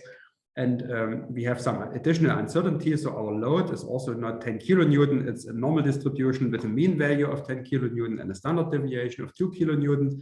The modulus of elasticity is not, as shown here, a deterministic one. So we have a log normal distribution for the modulus of elasticity with the given parameters. And also the yield strength of our steel material is not precise as shown here, but is with log normal distribution. And we have constraints so that the reliability constraint, this is for the load bearing capacity, so that the structure will not fail, so that the maximum von Mises stress will not exceed the yield stress of the structure with a probability of 7 times 10 to the power minus 5. This is a requirement from the Eurocode design guideline. And for the serviceability, we have to fulfill that the probability not exceeding 3 millimeter of displacement.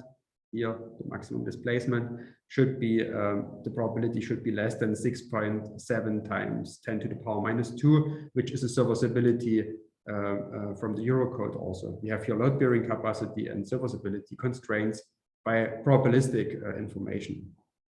These 3 millimeter was defined by us, and this is coming from the yield criteria of the stress. Okay, these are the constraints. This is not a problem to find. We can now go to the optimization. What we need is we need to compute now the yield stress, not the yield. That we need to compute the sigma and the displacement to check the constraints. And of course, we have to compute the volume, so we need the area fraction finally. This is what we did. One neural network with the area fraction as an input, we compute the van Mises stress, and another network we trained to compute the displacement. These are very simple networks. The functions are not very complicated, but they are nonlinear. This is how we did it. We also here implemented some physical knowledge. So we scaled the network just to predict this, let's say, ANN stress, and all the uncertainty we put in by these numbers here. We can easily do this because here we have a linear dependency between these parameters and the Mises stress. The same we do for the displacement. Also here we can separate the uncertain parameters from, or other constant parameters from the ANN result, also here using some physical information. And so we can reduce the dimension of the input. We don't need to train differentialization of load and modulus of elasticity, for instance, here for W. We can just say, okay, for an area fraction, give me this number, and then we have to multiply and divide by these numbers to get the real displacement of the structure. And we have other ANNs, in this case, to replace the constraint limit state. This is what Philip has shown also in his presentation on optimization with constraints. Yeah?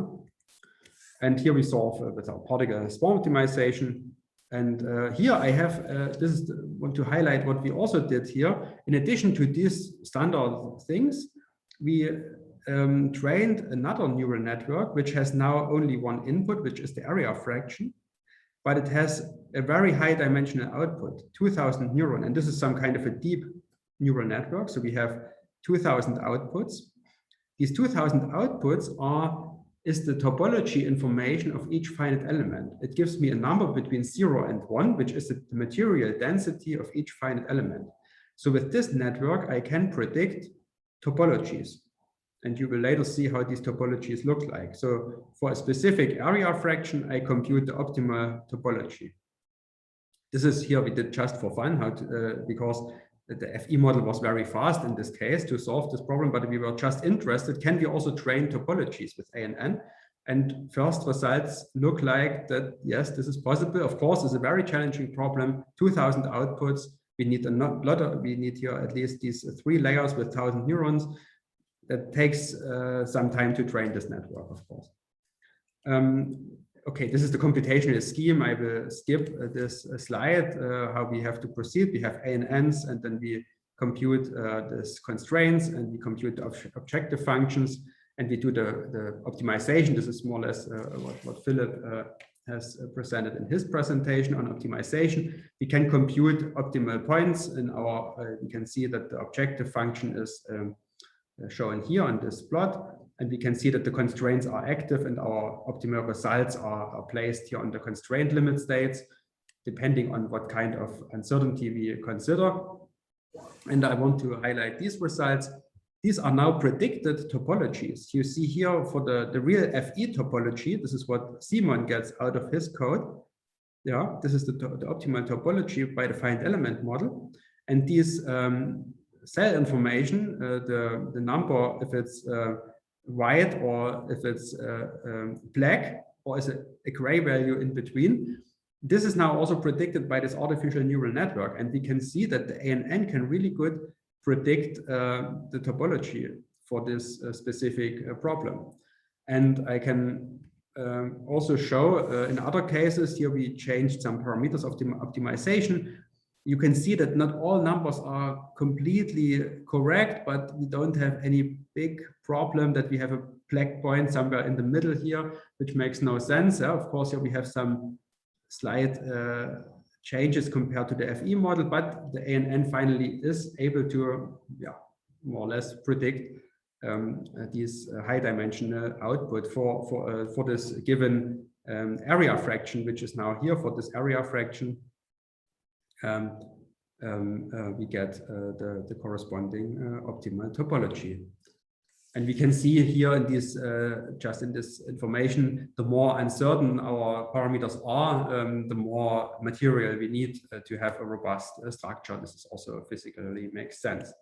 And this is just finally also here a comparison. We need more material, the more uncertainty we have to have robust results and to have robust constraints are fulfilled in all cases and so on. And we can see that this increase of the material requirements, and also here we do this with one design variable and also with the width to additional having the width as a second design variable.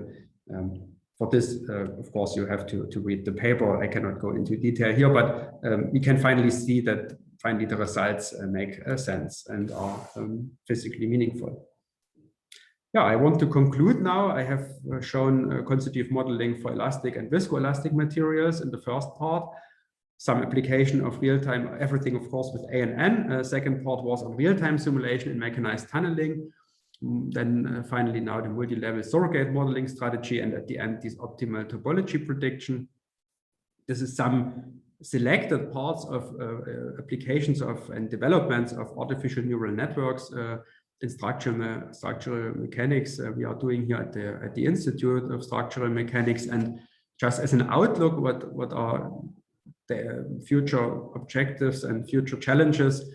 From my point of view, adaptive ANN training for surrogate modeling, so that we generate data in areas where we need data to improve the model step by step, so-called active learning. This is some kind of that the network learns where I need information to improve. Yeah, it's like as a student that you self-learn, so you know that you have maybe some things to be improved, and you know self that you have to improve this and how to do this and so on. So this is more advanced from my point of view, some kind of active learning strategies.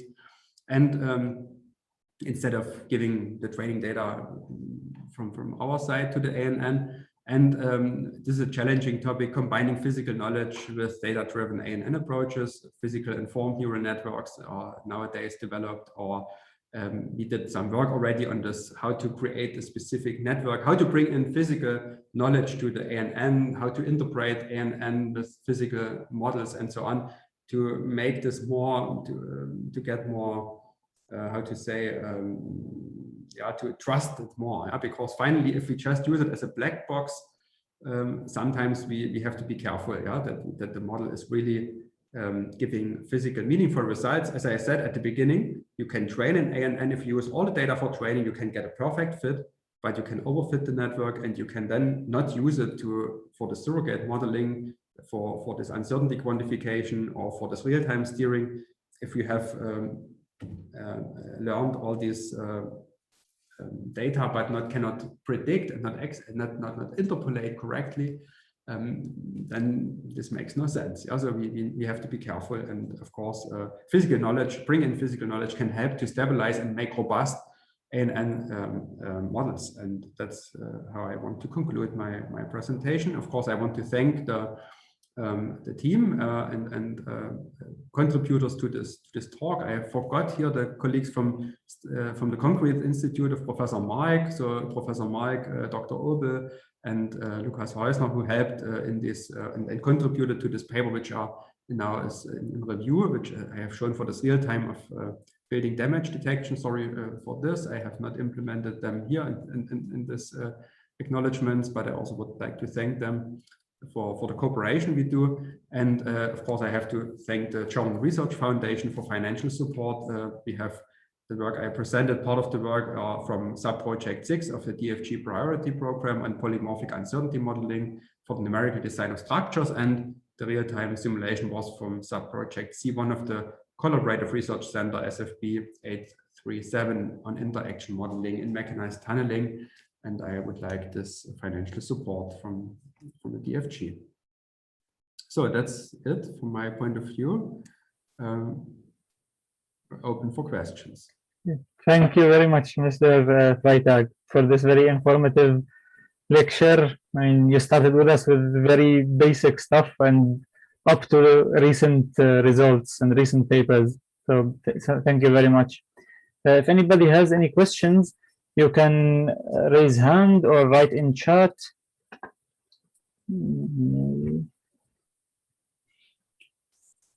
Or you can just unmute yourself and ask away. That's also possible.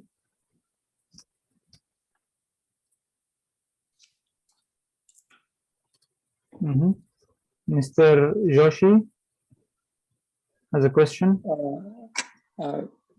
Hello, Professor. Actually, I had a question that recurrent neural networks, are they usually feed-forward networks, neural networks, or they can be back propagation? Because I cannot see, because there should be symmetry in the weights. So if we do one back propagation step, then the symmetry would be lost, I think, if we train. So can we also implement back propagation algorithm for recurrent neural networks? You mean, I mean, back propagation is also used for train recurrent neural networks, yes, but we need to consider this time series dependency. So we cannot train the data independently. We have to train with the time series of input, of the correct time series. What you mean with the symmetry, this is another thing. This is, I think you mean you destroy the symmetry in case we have these recurrent units, yeah. This is for the part I showed for this to get symmetric material stiffness, for instance, yeah. Yes, in this case, I just showed now for feed-forward neural networks these structures, but I can also I have also to bring in the symmetry to the recurrent units somehow. This is more or less possible, and of course this is more complicated, but yes, it can be done. Especially if in this case what I showed, when if these recurrent units have been identified that there is no recurrent information needed because it was not time dependent, then we can see that it can be solved. But what you said, yes, this is complicated to have also this symmetry in with recurrent units. Can be done, and it's. I mean, this was just one trial we did. I don't want to say that this is the best way. Yeah, so it was just one trial how to bring in this physical knowledge. I think there are maybe nowadays better approaches how to do this. Yeah, it's already some years ago we did this.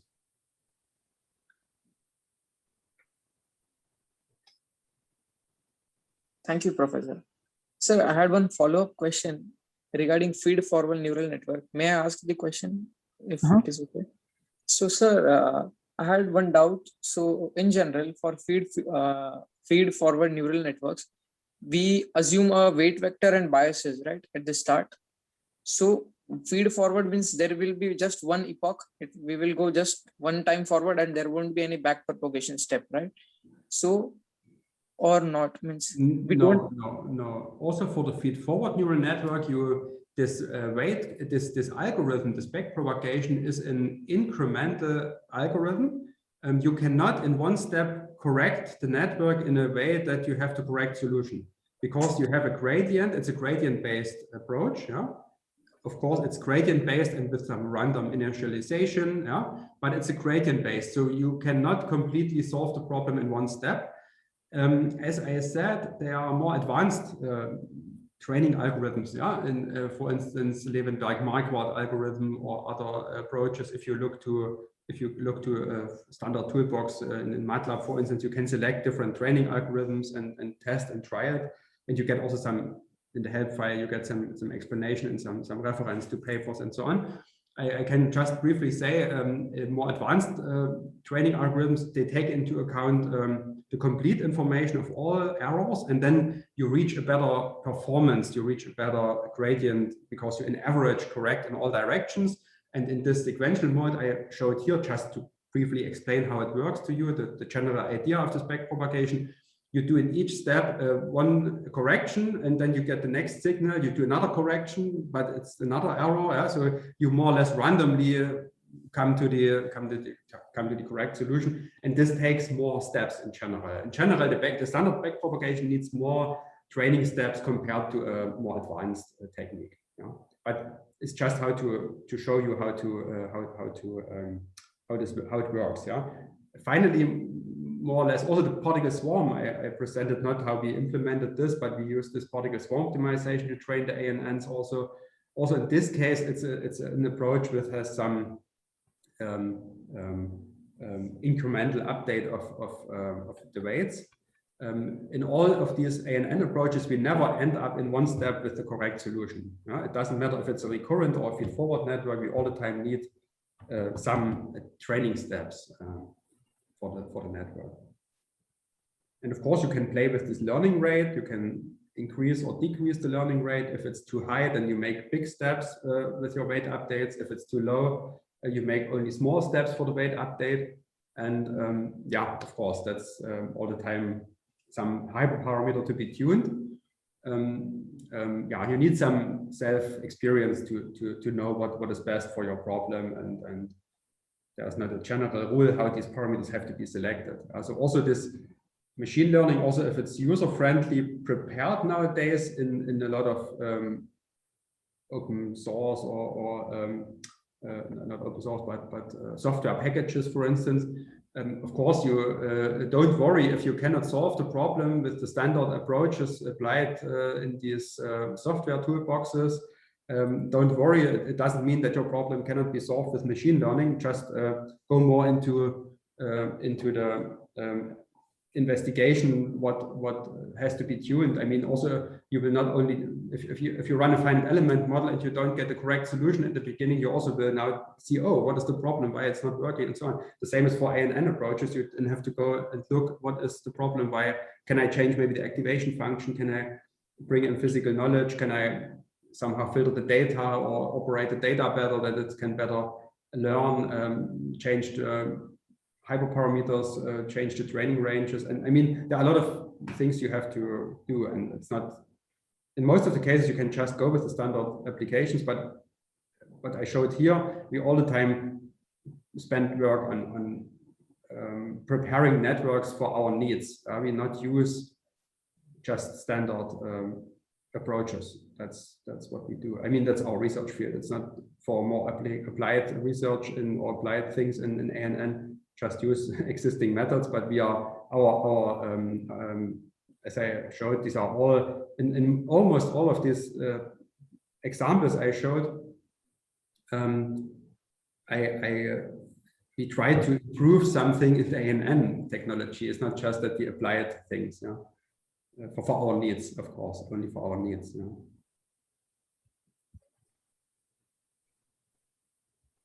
Is there any other question?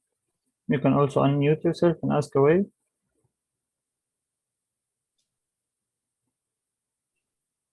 Okay, I have a question, Mr. Freitag, if you still have some time.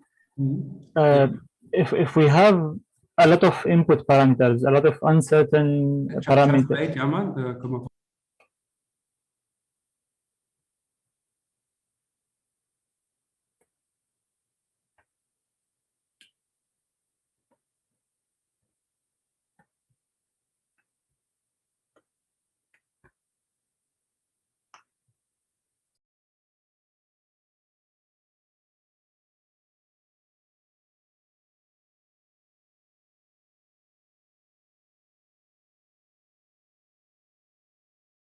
Okay, sorry, just was interrupted. Yeah, now I'm back.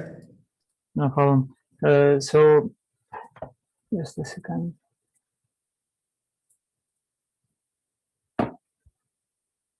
Yes.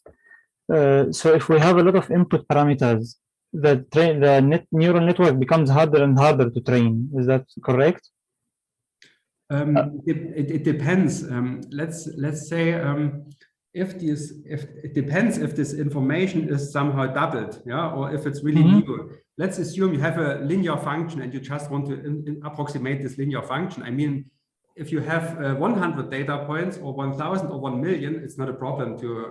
I'm not asking about the data points, the input space. So if my input space is big and my output space is very big, it will become harder and harder for the neural network to train. That's right, yes. And then you have the dependence on initial weights and dependence on the order of training data.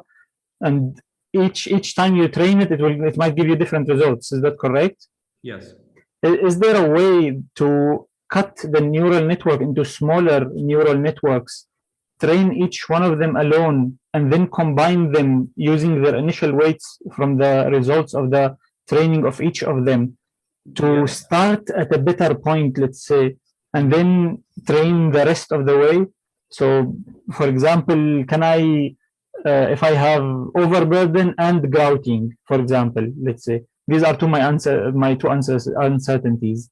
Can I train a neural network on overburden and then train a neural network on grouting effect, and then combine the in a bigger neural network using the initial weights, using the weights that I get as initial weights, and then train the relationship between them? Finally, such approaches exist to have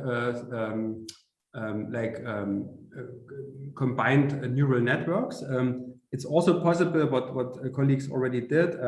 Let's assume you have a function approximation and you have a combination of let's say you know that it's in general like a linear trend. So you separate, okay, it should be linear trend, and you just train the offset to this linear trend, or the error between the linear trend and the real measured data. So there are combinations. So we can combine either let's say just pure interpolation methods with this ANN approach, or also to learn. And this is also in this case, you learn that you have an error, and then you improve the error. By another network, you improve the error. This is one approach. What you mean with this retraining, to say you start with a model and then you later combine, I'm not sure if this will work, because if these models are in different physical spaces, this will not work. But if they are defined in the same, if the output and input quantities are defined in the same physical spaces, I mean, the input will be sure the same because you have the same thing. Then this would maybe be possible. I have to think about. But what we do with this retraining, or what can be done easily, is let's assume you have a very difficult model, but you start your neural network with a simpler one. You train with a simpler finite element model, for instance, to get a first trend. And then to use this weights you have learned. And then you change the data. You change the data to more complicated data. You have like some local peaks in now. This could be helpful, that you not all the time start from scratch. Okay. You start from a physical, easier model, and you learn now the complicated things in this model. This will help you to have a lower initial error of the network. And this can be done. And we do it, for instance, not in this case, but we do it with the monitoring update. So we learn from the finite element model, which is more or less smooth, and then we have real data, and then they are more uncertain, and then we update with the real measurement data. So also in this case, we do this retraining, not starting with new initialization of the weights, but with an existing network. In this case, in our approach, which has been trained by a finite element model. But it's also I understand. So you start simple to get weights that are just like close to the average correct result, and then you zoom in for more accurate weights. But in all these cases, what you cannot do, that you change the network architecture in between, because then you completely change your system, and then these old weights are no longer valid. Okay. The same question about having two or more uncertainties and then training on one after the other.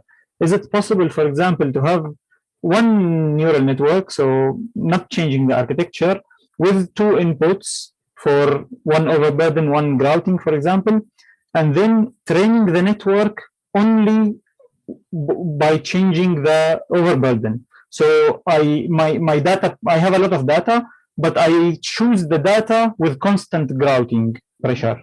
And then I train the network until I finish on different overburdens. And then I start introducing the data. So, okay, so basically my question is, can we pick the data ourselves in a way that would help the network train?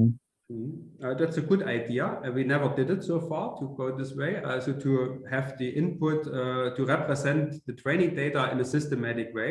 Exactly. In general, it's done randomly, because we say this is a random training process. So the input should all, especially if you have this sequence, if I have this sequential mode, in the full batch mode, it doesn't matter because it's like an average gradient you compute finally, and it's so you have this Leeuwenberg-Marquardt algorithm. So the order of how the data are presented is not important, but if you have the sequential, then this random also helps to maybe if you restart the training again, you have another value, you get a better network maybe, but the idea, what you said now, to have systematic structure of the training data and to train first in this direction and then in this direction can be used. I mean, why not? I mean, especially if you have if these directions, if these correlations between the directions is low maybe, and then first training in this and training in this direction, I mean, can be tried. This is something, again, what you said, if you are not, generally we just throw in the data and look how we perform. And if we see there are problems, then we have to think about what can we do, scaling the data, changing the activation functions, changing the scaling, changing other things. We can also rate the errors, if you have functions where the value of interest is not the same at each position. So we can say, okay, I need a good approximation in this range of the function and not in the global range. Or there are also approaches where we say we have a global model and then we have a fine model for fine zones. And all these things can be done. And also what you said is a good idea to try to improve the learning process by looking to directions in the data. That's maybe possible, yes. Okay. Thank you very much. That was my question. Before we conclude, let's see if there are more questions. Mr. Joshi? Sir, I have one question. Generally, the weights we assign randomly, right, for training the neural network. But what if we know, by our experience and knowledge, we know one input parameter is mostly defining one output. So we give the weight of that input more. We know by our prior knowledge. So does that reduce the computation time of training the network or no? It does not. I did not get the question completely. So you have in general, yes, we have a random initialization of the weights.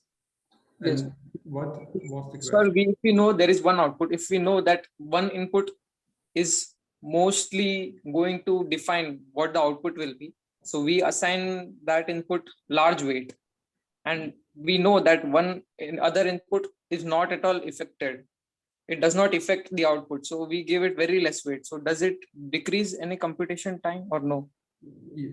I mean, I mean for the initialization to initialize in a way, in general, not, because we have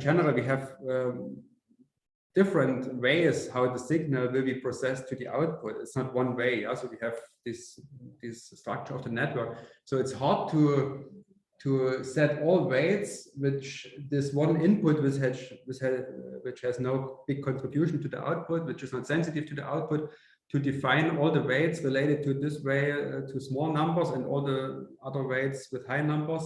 If you notice, you could do this, but I think it's hard to, in all the cases, to separate these things. Normally, this is how the network is learning. It will learn that there are some paths in the network which are more important and other connections are less important. So these values will go to 0. And this is a result of the learning process. The network will identify which input is sensitive and which one is not sensitive. This is how it will learn, from the data. To define this a priori, if you can do it, yes, it would for sure it would help to improve the training process. But from my point of view, hard to do it in a bigger network.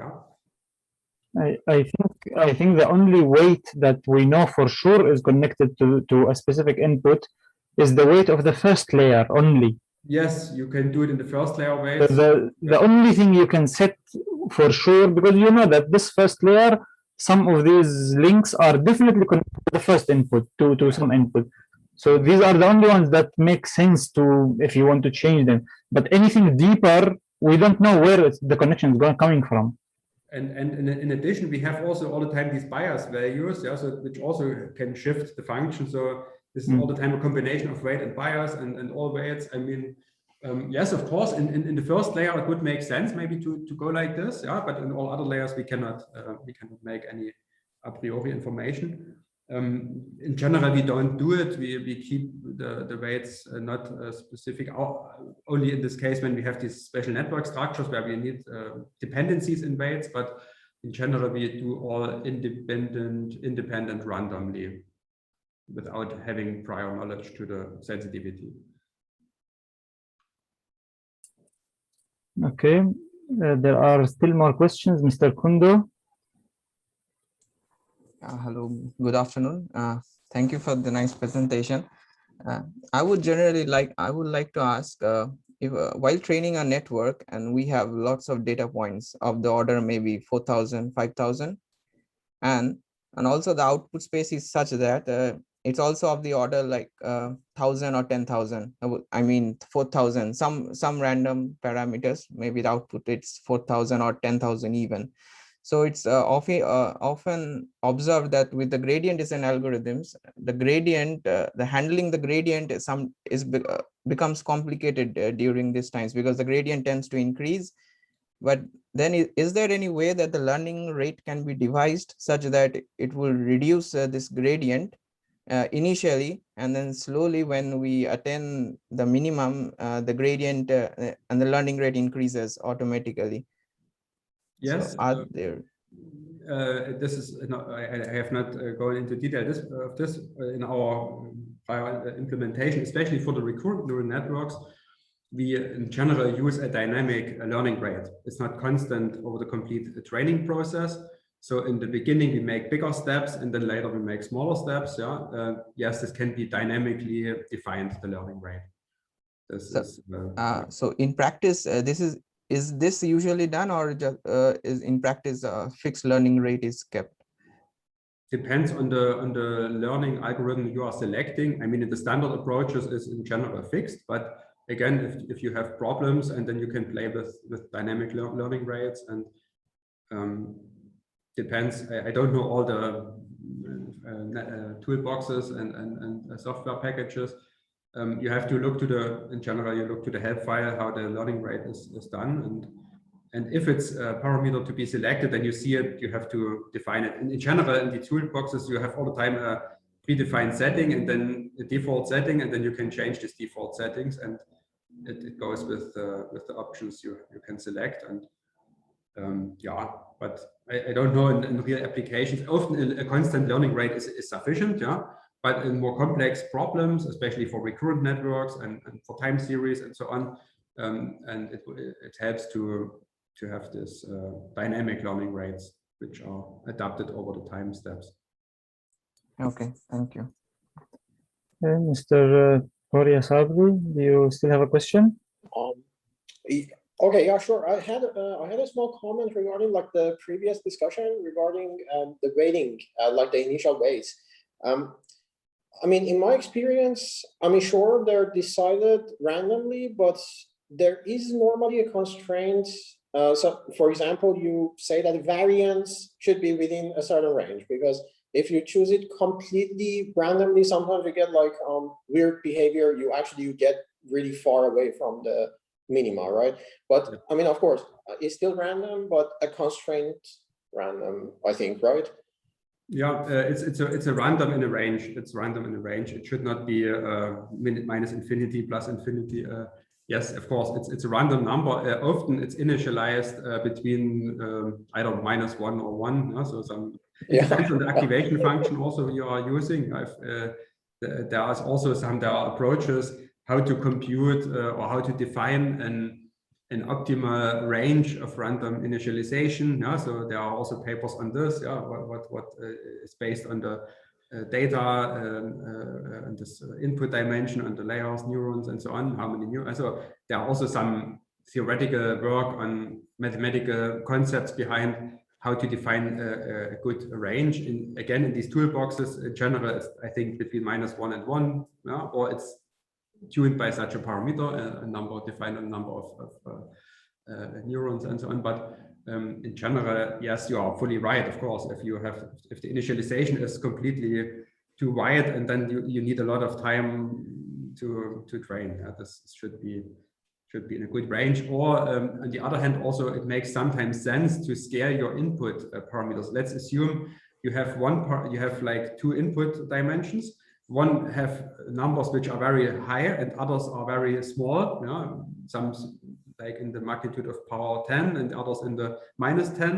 And you bring all these now to the network as inputs. And then of course, you end up in complete different positions of the activation functions, and for that reason, the inputs are in general scaled to a mathematical range, and the same either you just divide by the maximum absolute number, or you scale between -1 and 1 or 0 and 1, and according to the scaling of the input, you should also then define the mathematical range of the activation function. And if you scale the input in this way, you don't have this big problem. It doesn't matter if it's new, if you define between -2 and 2 or -1 and 1. But yeah, exactly. Yeah, thank you. But all these hyperparameters are really can be studied and investigated, and you see that all of this neural network research, it has a lot of possibilities we now discussed already, and I like this discussion with you. You bring in new ideas, you have ideas which can immediately be done. I mean, that's good, and you can see the sensitivity, what helps this, and if this. So you can really spend and go into deeper research, and this ANN approach is that's really a nice topic, I have to say. Of course, this is my personal opinion on it. Okay, thank you very much, Professor Freitag. I think there are no more questions. So thanks again for this great lecture. Okay, thank you all, and sorry for being long, but yeah. It's a big topic, so okay. It's a very big topic. So let me first